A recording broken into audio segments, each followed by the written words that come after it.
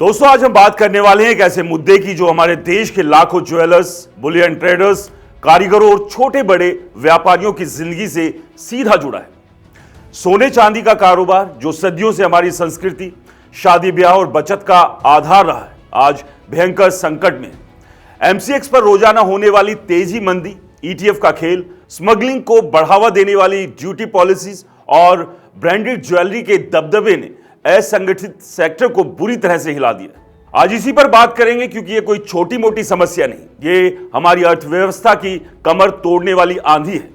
तो चलिए तैयार हो जाइए, डेटा फैक्ट्स के साथ आपको बताते हैं पूरी कहानी, ताकि आप समझ सके कि असली दुश्मन कौन है और लड़ाई कैसे लड़ी जाए। तो चलिए शुरू करते हैं। सबसे पहले बात एमसीएक्स की, जो आज सोने चांदी के कारोबार का सबसे बड़ा जुआ घर बन चुका है। एमसीएक्स पर फ्यूचर्स ट्रेडिंग से रोजाना 10 से 20% तक की तेजी मंदी आ रही है, जो रिटेल ज्वेलर्स के लिए मौत का फरमान है। एक तरफ इंटरनेशनल मार्केट में सोना $5,000 प्रति औंस के आसपास गया था, लेकिन भारत में एमसीएक्स पर प्रीमियम 3 से 4% तक पहुंच जाता है। वजह ड्यूटी हाई की अफवाह और स्पेकुलेशन यानी सट्टेबाजी। 2026 में ही एमसीएक्स गोल्ड फ्यूचर कई बार लोअर सर्किट ले चुके हैं, जैसे बजट के बाद 6 से 9% की गिरावट। छोटे ट्रेडर्स और ज्वेलर्स एमसीएक्स खेलते हैं और बर्बाद हो जाते हैं, परिवार उजड़ जाते हैं, दुकानें बंद हो जाती हैं। ये जुआ नहीं, ये तो खुलेआम लूट है। महादेव बैटिंग ऐप बंद कराते हो, लेकिन एमसीएक्स पर सट्टा क्यों खुला है? सरकार को टैक्स मिल रहा है, इसलिए बंद नहीं कर रही, लेकिन रिटेल मार्केट खत्म होगा तो होलसेल भी खत्म। दूसरा बड़ा खेल सॉवरेन गोल्ड बॉन्ड्स एसजीबी और गोल्ड ईटीएफ्स का सरकार ने एसजीबी से 2 लाख करोड़ का घाटा झेला है, क्योंकि गोल्ड प्राइस आसमान छू रहे हैं और सरकार को रिडेम्पशन पर ज्यादा पैसे देने पड़ रहे हैं। 2026 बजट में एसजीबी पर कैपिटल गेन्स टैक्स छूट सिर्फ ओरिजिनल सब्सक्राइबर के लिए रखी गई। सेकेंडरी मार्केट वाले अब टैक्स देंगे।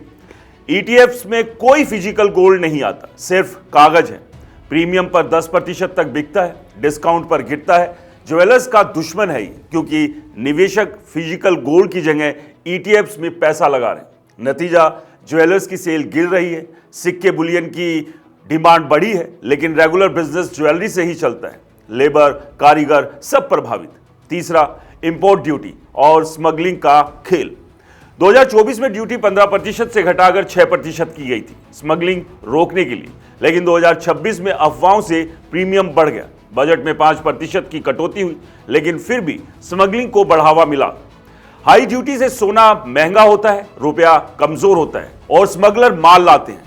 एक समय पर ड्यूटी कम करने पर स्मगलिंग घटी थी, आज उल्टा हो रहा है। सरकार टैक्स के चक्कर में व्यापारियों के साथ सही नहीं कर रही, ऐसा व्यापारियों का कहना है, जबकि एमएमटीएस का माल इसलिए बिकता है क्योंकि वो ट्रांसपेरेंट है, बेईमानी नहीं है उसमें। चौथा लैब ग्रोन डायमंड्स का धोखा। हमने लैब ग्रोन डायमंड्स बनाए, लेकिन क्यों? व्यापारी और जनता को क्या ठगने के लिए? रीसेल वैल्यू 0 के करीब, लेकिन भाव में बेच रहे हैं। नेचुरल डायमंड्स की जगह वो ले रहे हैं। मार्केट में कंफ्यूजन फैल रहा है। भारत लैब ग्रोन में लीडर बन रहा है, लेकिन छोटे ट्रेडर्स को इसका नुकसान। पांचवा कैश लिमिट और ब्रांडिंग का दर। आज कैश में 2 लाख से ज्यादा ट्रांजैक्शन नहीं। छोटा ग्राहक 1.5 लाख का माल लेने आता है, लेकिन आधा पैन मांगो तो डर के भाग जाता है। लिमिट 1 लाख तक बढ़ानी चाहिए, क्योंकि वैल्यू बढ़ चुकी है। ब्रांडेड ज्वेलरी का दबदबा, छोटे ज्वेलर्स इससे मर रहे हैं। हॉलमार्किंग से सब बराबर हो गए, लेकिन प्रोडक्शन में कमी। कारीगरों के कारखाने बंद। आगरा, मथुरा, मालीवाड़ा पहले जहां काम की बहार थी, आज सूना सूना है। बड़े ब्रांड्स इन हाउस प्रोडक्शन कर रहे हैं, लोकल सप्लाई चेन टूट रही है। आखिर में फ्लक्चुएशन रोकना जरूरी है।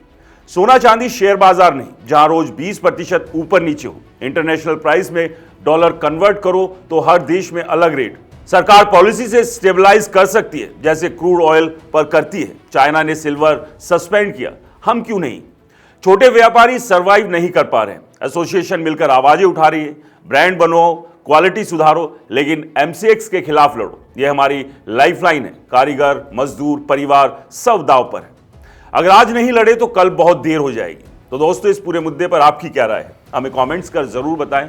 इस वीडियो को लाइक करें, शेयर करें और हमारे चैनल को सब्सक्राइब और फॉलो करना बिल्कुल ना भूलें। और हाँ दोस्तों, ये वीडियो सिर्फ जानकारी के लिए है, किसी भी तरह की निवेश की सलाह इसमें नहीं है। नमस्कार।